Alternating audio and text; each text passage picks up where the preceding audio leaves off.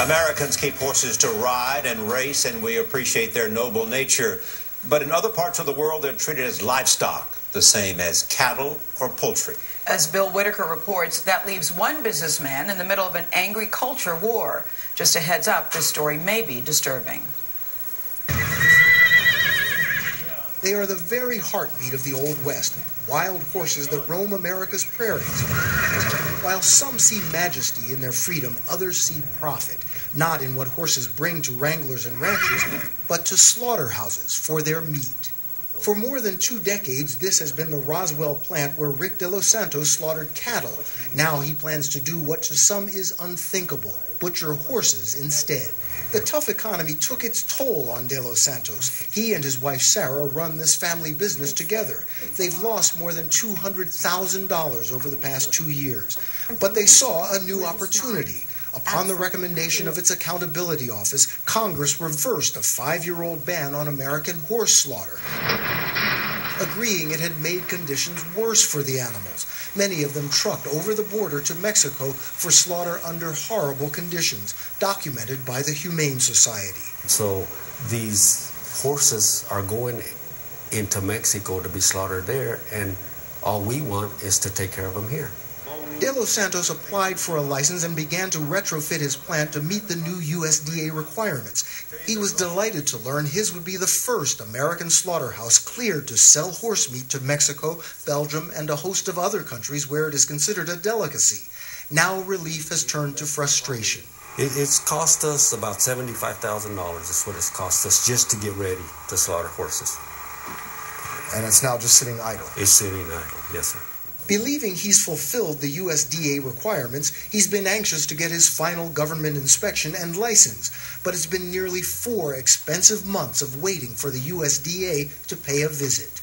It's very frustrating when we submit paperwork to USDA and get it back and it's incomplete. De Los Santos thinks the delay is deliberate since he's become a focal point in the anti-horse slaughter movement. A bill has been introduced on Capitol Hill to ban horse slaughter for good. And even the governor of New Mexico released a statement about his business, saying that creating a horse slaughterhouse in New Mexico is wrong. More than 100,000 of these animals already are rounded up every year, slaughtered across the border, and the meat shipped to Europe and Asia. It's a thriving international business, but still barely making a dent in the U.S. horse overpopulation problem. Domesticated horses are abandoned, and wild horses simply left to breed unchecked. Still, animal rights advocates insist more regulated and supervised horse slaughter here in the U.S. is not the answer. Horse slaughter can never be done humanely, partially because of the nature of horses. When you have an animal that's what is called fractious, where they want to run, they want to be safe, you can't humanely slaughter them. Advocates say there are other ways to manage horse overpopulation, including finding more funding for places like this. The Horse Shelter is a non-profit that takes in, treats, and occasionally euthanizes abandoned animals. The shelter's Jennifer Rios says Americans have an emotional bond with horses, making it impossible to think of them simply as livestock. They represent freedom. You see a horse running, and there's nothing more freeing looking than a horse. But to the De Los Santoses, horses represent economic freedom, and they point out there are too many unwanted horses to be sheltered. Besides, they just want to put their employees back to work. Why continue to outsource? I mean, this whole election is going to be about jobs. The USDA says it's not preventing the De Los Santoses from providing jobs. The agency just needs more time to train inspectors. Now the couple is also being threatened with fines for alleged improper composting, and both fear the threat they face from activists who have targeted them.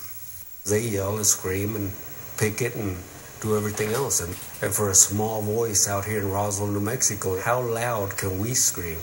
You know, those organizations there are very powerful, very wealthy, and, you know, how long can we go on? So I ask you that, how long can you keep going? I have a lot of faith, and I believe things will work out. I really do.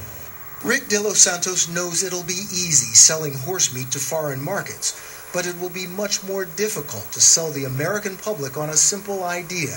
Horses can be your friends, but they can also be your food. For CBS This Morning, Bill Whitaker, Roswell, New Mexico.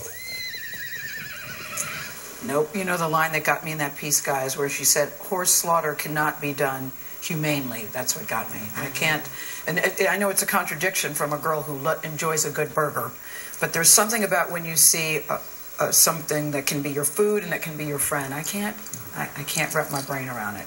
It's hard to see. It really is something that I think in this country most people are very uncomfortable with. Yeah. And part of that is what they represent. As we saw some people saying they represent this freedom. They're such a majestic animal. It's one of those stories in which you say there has to be a better way. Yes, yes.